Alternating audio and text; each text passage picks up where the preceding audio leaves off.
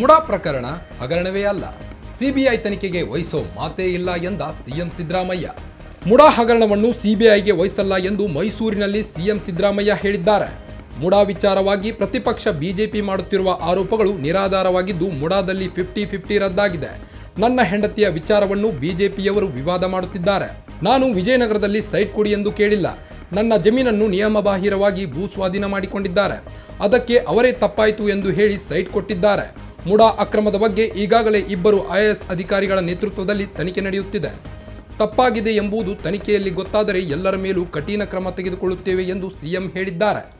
ಇಬ್ಬರು IAS officer ಕೇಳಿ enquiry ಮಾಡಿಸ್ತಾ ಇದ್ದೀವಿ. ಅದು ಏನು ತನಿಖೆಯಾಗಿ ಏನು ರಿಪೋರ್ಟ್ ಬರ್ತದೆ ನೋಡೋಣ. ತನಿಖೆಯಾಗಿ ರಿಪೋರ್ಟ್ ಬಂದು ಕಾನೂನು ಬಾಹಿರವಾಗಿ ಆಗಿದ್ರೆ ಡೆಫಿನೆಟ್ ಆಗಿ 100% ಆಕ್ಷನ್ ತಗೋತೀವಿ. ನಂಬರ್ 1. ನಂಬರ್ 2, ಈಗ BJPಯವರು ಮಾಡ್ತಾ ಇರ್ತಕ್ಕಂಥದ್ದು ರಾಜಕೀಯವಾಗಿ ಮಾಡ್ತಾ ಇದ್ದಾರೆ ಅಷ್ಟೇ.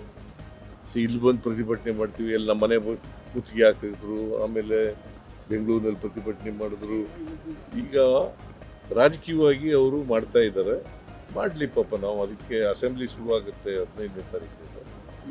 ಅದು ರೈಸ್ ಆದರೆ ಡೆಫಿನೆಟ್ ಆಗಿ ಉತ್ತರ ಕೊಡ್ತೀವಿ ನಾವು.